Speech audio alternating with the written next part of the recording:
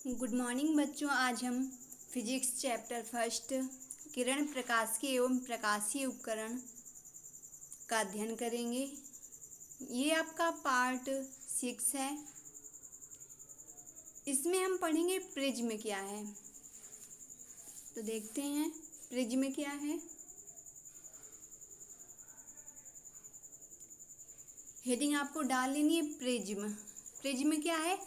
3 समतल पृष्ठों से घिरा, ठीक चित्र नीचे बना हुआ है, इसमें भी देखेंगे। ठीक 3 समतल पृष्ठों से घिरा समांगी पारदर्शी माध्यम प्रिज्म कहलाता है। ठीक, अथवा में इसे हम लिख सकते हैं किसी समांगी अथवा पारदर्शी माध्यम का वह भाग जो दो अपवर्तक फलकों के बीच घिरा होता है प्रिज्म कहलाता है। ठीक, चित्र देखेंगे। चित्र में 3 समतल पृष्ठ दिए हुए हैं और कह रहा है कि 3 समतल पृष्ठों से घिरा समांगी पारदर्शी माध्यम प्रिज्म कहलाता है।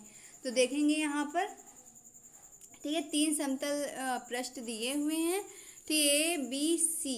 ठीक, इसमें आपतित किरण ठीक है दी हुई है। तो क्या हो रहा है कि इसमें ठीक है, ठीक आपतित किरण ठीक प्रिज्म में प्रवेश कर रही है। ठीक, और क्या इसमें अभिलंब भी दिया हुआ है। अभिलंब क्या है? तो अभिलंब आपका यम और यन है। ठीक, तो आपतन कोण आपका स्मॉल आई है यहाँ पर। तो देखेंगे यहाँ पर, ठीक है, और ठीक अपवर्तन कोण क्या है? स्मॉल, ठीक स्मॉल आर है। तो हम इसको देखो लिखेंगे क्या? लिखेंगे ए बी तथा ए सी अपवर्तक फलक हैं। ठीक, ए बी तथा ए सी क्या है? अपवर्तक फलक हैं। ठीक, बी सी आपका यहाँ पर क्या है? आधार है।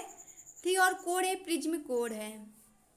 ठीक है, इसको हम बोल सकते हैं अपवर्तक कोण। ठीक, तो ये आपको चित्र बना लेना है और प्रिज्म, ठीक इसमें, ठीक प्रिज्म आपको समझ में आया। इसके बाद देखिए विचलन कोण हेडिंग डाल लेनी है। तो विचलन कोण क्या है? Angle of deviation. तो देखिए क्या है विचलन कोण किसे कहते हैं? तो देखिए यहाँ पर लिखिए आपतित किरण एवं निर्गत किरण के बीच, ठीक आपतित किरण एवं निर्गत किरण के बीच ठीक बने न्यून कोण को विचलन कोण कहते हैं। ठीक, तो यहाँ पर दिया है, आपको चित्र में दिखाई पड़ेगा।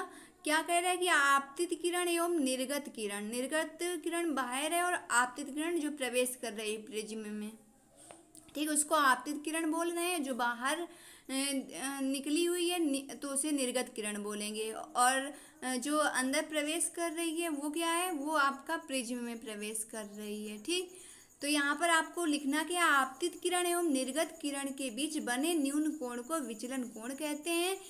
ठीक, इसे डेल्टा से प्रदर्शित करते हैं। तो ये आपका डेल्टा का चिन्ह है। ठीक, फिर आप देखिए हेडिंग डालना है प्रिज्म का अपवर्तनांक का सूत्र ज्ञात करना है। ठीक, तो यहाँ पर हमको लिख लेना है प्रिज्म का अपवर्तनांक। ठीक है, अब देखिए यहाँ पर ठीक है आपको ये चित्र ठीक बना लेना है। चित्र में आपको दिख रहा है ए बी सी। तो ए बी और बी सी क्या है आप ठीक हमने बताया, और बी सी क्या है? ठीक, अब देखिए यहाँ पर चित्र आपको ठीक दिख रहा है। ठीक है, ये जो आपकी जो ये किरण प्रवेश कर रही है वो आपतित किरण है, और जो बाहर की ओर है वो क्या है? निर्गत किरण है। ठीक है, तो बताया गया था कि आपतित किरण एवं निर्गत किरण के बीच बने कोण को क्या कहते हैं? ठीक विचलन कोण कहते हैं। ठीक, तो आप देखिए आगे, ठीक है आगे देखिए यहाँ पर न्यून कोण बीच में, ठीक है दोनों से क्या हो रहा है? बीच में न्यून कोण बना, जहाँ आपका डेल्टा एम लिखा है ये न्यूनतम विचलन कोण है। ठीक, तो आप देखिए आगे हम क्या करेंगे, आगे लिखेंगे। ठीक, आपका ठीक ये सघन माध्यम दिया जो प्रिज्म में है वो क्या है? सघन माध्यम में, और बाहर क्या है? निर्गत किरण वो विरल माध्यम में है। ठीक है, तो सघन माध्यम मतलब प्रिज्म किसका है? कांच का बना हुआ है। ठीक, और विरल माध्यम मतलब वायु में आपकी निर्गत किरण ठीक बाहर की ओर जा रही है। ठीक है, और ये प्रवेश किस में कर रही है आपतित किरण? ठीक सघन माध्यम में, मतलब कांच में प्रवेश कर, प्रिज्म कांच का बना हुआ है तो इसमें प्रवेश कर रही है। ठीक, तो आप देखिए यहाँ पर ठीक यम क्या है? यहाँ पर यम और यन क्या है? अभिलंब है। ठीक, तो जो ये जो आपतित किरण के बीच जो कोण बना हुआ है वो क्या है? आपतन कोण है। ठीक है, और ये क्या है? ये ठीक स्मॉल आई है। ठीक, स्मॉल आर क्या है? अपवर्तन। ठीक है, यहाँ पर अपवर्तन कोण बोलेंगे। ठीक, तो आप देखिए आगे, ठीक ठीक है, चित्र को बना लेना है। फिर देखें आगे क्या करना है, इसको हल करना है। तो हमने लिया इसमें चतुर्भुज ए यम ओ एन में, ठीक, चतुर्भुज आपको दिख रहा था, तो चतुर्भुज क्या लिया गया, ए यम ओ एन, ठीक, चित्र देख लेंगे आप जब हल कर लेंगे तो उसमें समझ में आएगा, चतुर्भुज ए यम ओ एन लिया गया है, ठीक। फिर देखें यहाँ पर क्या करना है, लिखेंगे कोड A plus code A M O plus code O plus code A N O, ठीक, चारों भुजाओं का योग कितना होता है, 360 अंश होता है। तो हमने लिख लिया, ठीक, code A plus code A M O plus code O plus code A N O, ठीक है, चारों भुजाएं यहाँ पर चारों कोण क्या लिए गए हैं, तो बराबर इसके क्या हो जाएगा, 360 अंश, ठीक है, चारों भुजाओं का योगफल क्या होता है, 360 अंश, ठीक। फिर आप देखिए यहाँ पर क्या है, कोण ए यम ओ क्या है, समकोण है, ठीक, आप चित्र में देखोगे तो आपको समझ में आएगा कि कोण ए यम ओ क्या है, समकोण है, कोण ए एन ओ क्या है, समकोण है, और समकोण कितने अंश का होता है, 90 अंश का। तो हमने लिखा कोण ए प्लस 90 अंश प्लस कोण ओ प्लस 90 अंश बराबर 360 अंश। फिर देखिए 90 और 90 को जोड़ लेंगे तो कितना आ जाएगा, 180 अंश, और 180 अंश को हमने पक्षांतर कर लिया है। तो हम नीचे से लिख लेंगे कोण ए प्लस कोण ओ बराबर 360 अंश माइनस 180 अंश। फिर नीचे से हल करेंगे तो लिखेंगे कोण ए प्लस कोण ओ बराबर 360 में 180 अंश को घटा लेंगे तो आपका 180 अंश आ जाएगा, समीकरण फर्स्ट मान लेंगे। फिर नीचे से लिखेंगे त्रिभुज यम ओ एन में, ठीक है, तो लिखेंगे आर प्लस कोण ओ बराबर 180 अंश। जब हम लेंगे त्रिभुज यम ओ एन तो यहाँ पर क्या लिखेंगे, स्मॉल आर और स्मॉल आर प्लस कोण ओ, ठीक, बराबर 180 अंश, ये तीन चीज़ें ली गई, ठीक। तो अब देखें small R plus small R को क्या कर लेंगे, जोड़ लेंगे, ठीक है, तो ये हो जाएगा 2r प्लस कोण ओ बराबर 180 अंश, ठीक है, समीकरण क्या कर लेंगे, इसको सेकेंड मान लेंगे। फिर देखेंगे दोनों समीकरण में ठीक, यहाँ पर ये एक दूसरे के क्या है, बराबर है, 180 अंश 180 अंश है। तो देखिए यहाँ पर हम नीचे से क्या लिखेंगे, समीकरण फर्स्ट और सेकेंड को हल करने पर मतलब तुलना करने पर, तो आप ये मतलब इसमें दोनों एक दूसरे के बराबर हैं, तो हम लिखेंगे आगे, लिखेंगे कोण ए प्लस कोण ओ बराबर 2r प्लस कोण ओ, ठीक है, लिख लेंगे। फिर देखें क्या करेंगे, यहाँ पर हम दोनों तरफ देख रहे हैं कि कोण ओ है और कोण ओ है, तो दोनों क्या हो जाएंगे, कैंसिल हो जाएंगे, बचेगा क्या आपका कोण ए बराबर 2r। तो हम यहाँ पर इसमें जो कोण ए है, प्रिज्म कोण है, इसको हम ठीक कैपिटल ए लिख सकते हैं, तो हमने लिखा कैपिटल ए बराबर 2r, ठीक। फिर देखिए यहाँ पर हो जाएगा स्मॉल आर बराबर a/2, ठीक है, हो जाएगा, ठीक है। फिर देखिए आगे हमने क्या लिखा है, फिर हमने ठीक, अब हमको बहिष्कोण प्रमेय लगाना है, तो क्या कहाँ पर लगाएंगे, त्रिभुज यम यल यन में, ठीक, तो हम लिखेंगे त्रिभुज यम यल यन में बहिष्कोण प्रमेय से, ठीक है, तो बहिष्कोण प्रमेय लगाएंगे तो आपका क्या हो जाएगा, तो हम लिख लेंगे small I minus R plus small I minus R बराबर डेल्टा यम, ठीक, इसको हल करेंगे तो आप देखिए यहाँ पर, ठीक, यहाँ पर आपका हो जाएगा स्मॉल आई और स्मॉल आई जुड़ जाएंगे तो 2i, फिर माइनस स्मॉल आर और स्मॉल आर को जोड़ लेना है तो 2r हो जाएगा, ठीक, बराबर डेल्टा एम। इसके बाद देखिए क्या करेंगे, इसके बाद हम 2i माइनस कैपिटल ए बराबर, ठीक, डेल्टा एम लिख लेंगे। तो 2r का मान आपका ऊपर था ना, 2r बराबर कैपिटल ए, वही मान रख लिया गया, तो 2i माइनस कैपिटल ए बराबर डेल्टा एम, तो 2i बराबर पक्षांतर करेंगे तो आपका आ जाएगा capital A plus delta M. इसके बाद हल करेंगे तो आ जाएगा स्मॉल आई बराबर capital A plus delta M by 2, ठीक। फिर स्नेल का नियम लगा देना है, स्नेल के नियम से स्मॉल एन बराबर, स्नेल का नियम होता है स्मॉल एन बराबर sine I upon sine R, तो हल कर लेना, आई और आर का मान रख देना है इसमें, तो हम लिख लेंगे एन बराबर साइन, ठीक, आई का मान हमने जो निकाला है ए प्लस डेल्टा एम बाई 2, फिर अपान, ठीक, स्मॉल आर का मान रखेंगे साइन, ठीक, ए बाई 2 है आर का मान तो लिख लिया, तो आपका ब्रैकेट में बंद कर लेना, स्मॉल एन बराबर इतना आ गया sine A plus delta M by 2 upon sine A by 2, ठीक है। आप देखिए केस फर्स्ट मतलब स्थितियां हैं आपकी, ठीक, क्या लिखेंगे, पतले प्रिज्म के लिए स्मॉल आई, ठीक, और स्मॉल, ठीक, आर अत्यंत अल्प होंगे, ठीक है, तो हो जाएगा आपका, जब कम होगा तो क्या हो जाएगा, लिख लेंगे sine A plus delta M by 2 लगभग A plus delta M by 2 के, ठीक, तो यहाँ पर ये लगभग में है, ये ए प्लस डेल्टा एम बाई 2 समान है, ठीक। इसके बाद देखिए साइन ए बाई 2, ठीक बराबर क्या कैपिटल A/2, ठीक लगभग में क्या हम लिख सकते हैं कैपिटल A/2। तो हमने लिख लिया साइन A/2 बराबर A/2। इसके बाद देखें क्या करेंगे, ठीक है हम नीचे से लिखेंगे स्मॉल n बराबर a plus delta m/2 upon A/2। फिर इसको हल करेंगे, तो हल करेंगे तो क्या आ जाएगा, n बराबर a प्लस डेल्टा m/a, 2 से 2 कैंसिल हो गया तो इतना बचेगा। फिर इसको हम क्या करेंगे, इसको तोड़ के लिखेंगे तो क्या आ जाएगा, स्मॉल n बराबर capital A upon capital A plus delta m upon capital A से A कैंसिल किया तो 1 बचा यहाँ पर, तो n बराबर 1 plus delta m upon A। इसके बाद पक्षांतर करेंगे तो आपका जो 1 पक्षांतर होगा तो हमने क्या किया है, इधर n की तरफ लाए हैं, तो हमने लिख लिया n-1 बराबर डेल्टा m अपान A। फिर इसके बाद देखिए त्रिया गुणा कराएंगे तो आपका आ जाएगा डेल्टा m बराबर n-1 थी इंटू कैपिटल A, ठीक है हो गया। इसके बाद हेडिंग डालेंगे प्रकाश का वर्ण विक्षेपण, इसी को कोष्टक में लिख लेंगे परिक्षेपण, ठीक। तो हम इसको क्या प्रकाश का वर्ण विक्षेपण से हम क्या समझते हैं, देखें क्या है प्रकाश का वर्ण विक्षेपण, जब श्वेत प्रकाश की किरण कांच के किसी प्रिज्म से होकर गुजरता है तो वह अपने 7 अवयवी रंगों में विभक्त हो जाता है। तो इस घटना को प्रकाश का वर्ण विक्षेपण, ठीक अथवा परिक्षेपण कहते हैं, ठीक। तो क्या कह रहा है कि जब श्वेत प्रकाश की किरण कांच के किसी प्रिज्म से होकर गुजरती है तो वह अपने 7 अवयवी रंगों में विभक्त हो जाती है। इस घटना को प्रकाश का वर्ण विक्षेपण अथवा परिक्षेपण कहते हैं। फिर आपको यहाँ पर चित्र दिखाई पड़ेगा, ये है आपका प्रिज्म जो कि कांच का बना हुआ है, ठीक है। और ये जो ये श्वेत आपको किरण दिख रही है प्रिज्म में प्रवेश कर रही है, तो ये श्वेत प्रकाश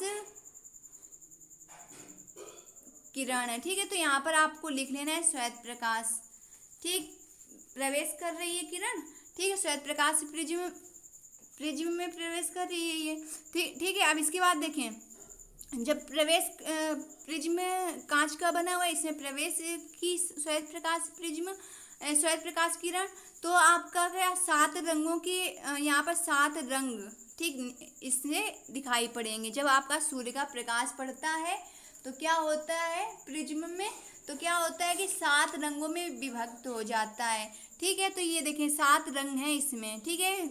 इसको हम नाम देंगे विबग्योर, ठीक है। विबग्योर मतलब वी से हो जाएगा बैगनी, ठीक आई से आपका क्या हो जाएगा जामुनी, ठीक। तो विबग्योर, बी से क्या हो जाएगा, तो हम इंग्लिश से पढ़ सकते हैं विबग्योर को वायलेट, इंडिगो, ब्लू, ठीक है ग्रीन, येलो, ठीक ऑरेंज, रेड, ठीक। तो इंग्लिश से हम ये पढ़ सकते हैं और हिंदी से हम इसी को इंग्लिश को हिंदी में कर लेंगे, ठीक।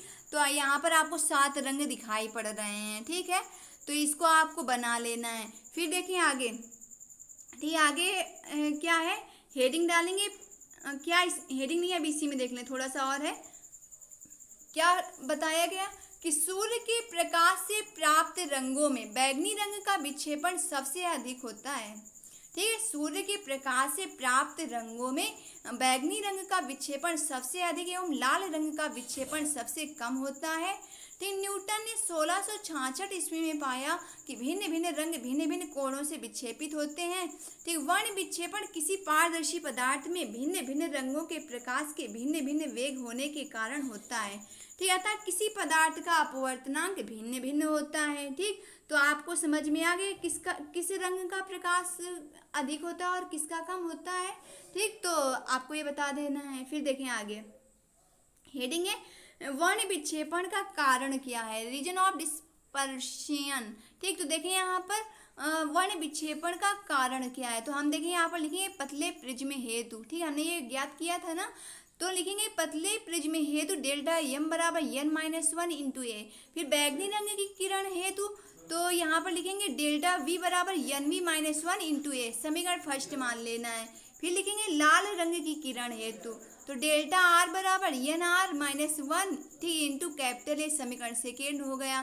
फिर हम लिखेंगे समीकरण फर्स्ट में समीकरण सेकेंड से भाग देने पर, तो समीकरण फर्स्ट क्या है डेल्टा वी बराबर nv-1 इंटू ए, तो इसी में हम समीकरण सेकेंड डेल्टा आर बराबर nr-1 ठीक इंटू ए से भाग देंगे तो आपका आ जाएगा delta we upon delta r बराबर n we minus one into A, ठीक upon N R minus one into A. ठीक आप देखो हल करेंगे समय यहाँ पर कैपिटल ए से कैपिटल ए कैंसिल तो आपका बचा delta we upon delta r बराबर n we minus one upon N R minus one. समीकरण थर्ड मान लिया। आप देखें यहाँ पर ठीक है आपको पता था कि बैगनी रंग का जो अपवर्तनांक है ठीक तो वो क्या है अधिक है और लाल रंग का क्या है कम है। तो हमने लिखा चूंकि लिख दिया N V greater than N R मतलब एन आर से एन वी का मान अपवर्तनांक क्या है बैगनी रंग के लिए अधिक है। ठीक तो हमने लिख दिया N V greater than N R तो हमको लिखना है नीचे से N we minus one greater than N are minus one. ठीक मतलब कि एन आर माइनस वन से एन वी माइनस वन क्या है अधिक है। ठीक तो आप देखिए नीचे हमने इसको लिखा है इस रूप में N we minus one upon N R minus one greater than one. ठीक फिर देखिए समीकरण थर्ड से तो क्या लिखेंगे delta we upon delta R greater than one तो हो जाएगा delta V greater than delta R. ठीक है तो डेल्टा आर से क्या है अधिक है डेल्टा वी। ठीक तो इसी प्रकार ये सारे क्रम दिए हुए हैं। ठीक है क्या दिया है देखिए यहाँ पर सबसे अधिक यहाँ पर क्या है अपवर्तनांक बैगनी रंग का है और सबसे कम क्या है डेल्टा आर का। तो देखिए यहाँ पर लिखा है delta V greater than delta I greater than delta B. ठीक delta B greater than delta G greater than delta Y. ठीक delta Y greater than delta ठीक O greater than delta R मतलब वी से क्या हो जाएगा violet. ठीक आई से इंडिगो। ठीक बी से क्या हो जाएगा ब्लू जी से क्या हो जाएगा ग्रीन। ठीक वाई से येलो ओ से ऑरेंज रेड ठीक आर से रेड। ठीक तो ये बैगनी है ये आपका जामुनी है और ये आपका नीला है हरा है पीला है नारंगी है लाल है। ठीक तो इसको हम बोलते हैं ठीक बेजा। ठीक तो यहाँ पर आपको लिख लेना है। ठीक तो अब ये हो जाएगा आपका। फिर देखें आगे हम इसी को लिखेंगे थोड़ा सा इसमें बताएंगे कि स्पष्ट है कि अलग अलग रंग की किरणों के लिए विचलन कोण का मान अलग अलग होता है। यही कारण है कि श्वेत प्रकाश कांच के प्रिज्म से होकर गुजरता है तो वह अपने 7 अवयवी रंगों में विभक्त हो जाता है। ठीक अब देखें वर्ण विक्षेपण क्षमता।